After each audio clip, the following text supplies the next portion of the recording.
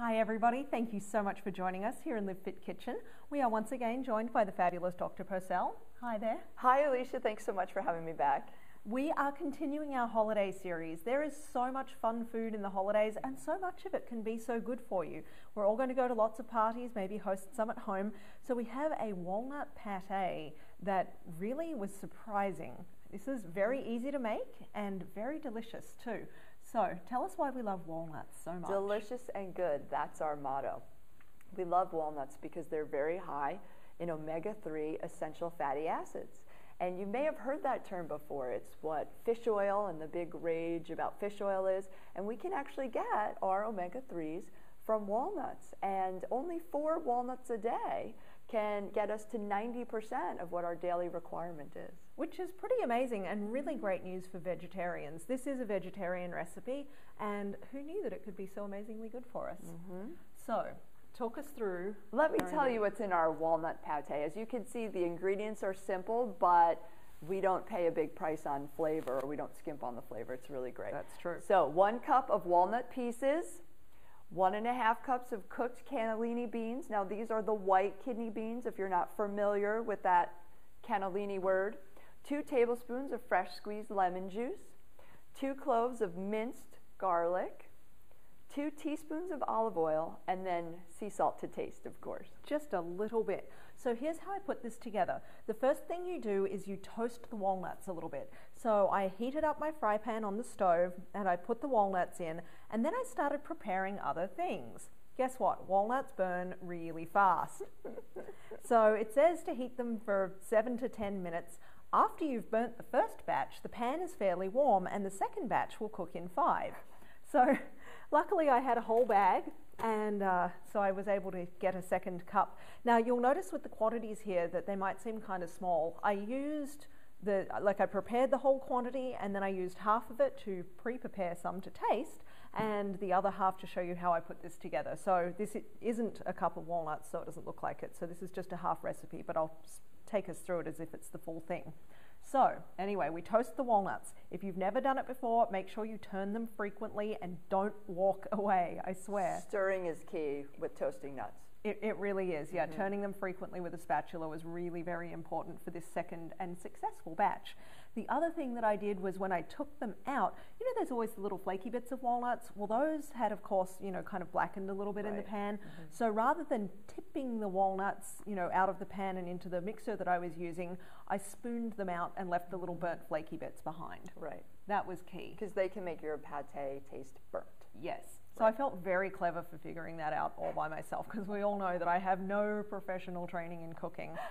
So with the cannellini beans, I did buy the canned ones. They do look exactly like a kidney bean, but kind of pinky white beige. And I did buy the ones that had no salt added. So that's why the recipe calls for maybe just a little bit of salt. If you don't have access to the no salt ones and you're using, ones with sodium in the can, I would not add any extra salt to this recipe. So we toast. The other thing that's important about this recipe, and you can tell me if that's what you did at home, Alicia, is usually when beans come in a can, we ask that they be rinsed and drained. I did do that, absolutely. And so she rinsed and drained them. Did you save some of the fluid in the can to help mix in if the pate was a little dry? I didn't think to do that, and luckily the pate wasn't dry, but I did actually wonder what I would add if I needed to make a little liquid. So just a few tablespoons set to the side. So for those of you at home, what I would do is I would take a couple of tablespoons, put it on the side, and then rinse and drain the cannellinis, put them in a bowl, and then if you need to go back to that to help moisten up the pate, at least you have it. Okay, really good advice there, and certainly something I didn't think of. So the rest of the prep was really very simple. I did use my little mini food processor, and just put in the walnuts and the cannellini. And then for the lemon juice, I pre-squeezed it. I did use fresh, and I used my handy dandy squeezer, which I swear this is such a wonderful thing. So it's 2 tablespoons of lemon juice. So because I'm doing half quantity here, I'll only add 1, but it is 2 tablespoons of lemon juice for the cup of walnuts. And remember how much I love fresh squeezed lemon juice. Very high in vitamin C, important for our immune system, and just a lovely overall ingredient to add, very flavorful. Exactly, so much flavor. Now, I did use crushed garlic, pre-crushed. The only thing in here is garlic and citric acid is the preservative. And when you're using pre-crushed, 1 teaspoon is equivalent to 2 to 3 cloves. So this recipe calls for 2 cloves of garlic. I happen to really love garlic, so I used a teaspoon, hoping that it would be kind of a little extra. So given that this is a half, I'll use the half teaspoon here. But yeah, one teaspoon of crushed equals 2 to 3 cloves of fresh. So in that went. I can smell the garlic from here. It smells so good. 2 teaspoons of olive oil, extra virgin, of course.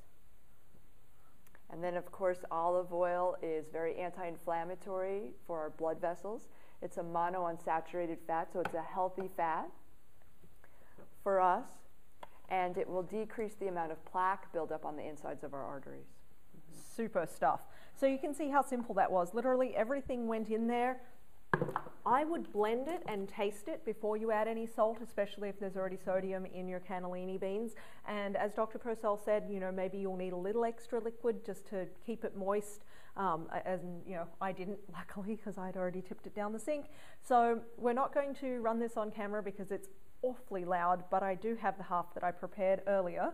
And I was recommending serving this on cucumber slices, but you could do all sorts of things with this. You could do all sorts of vegetables to serve a pate from. It's just like any other type of dip or salsa that we might prepare at home. So do the taste test. And we can eat it right off a spoon. Or you could use the cucumber that I prepared earlier. That's true.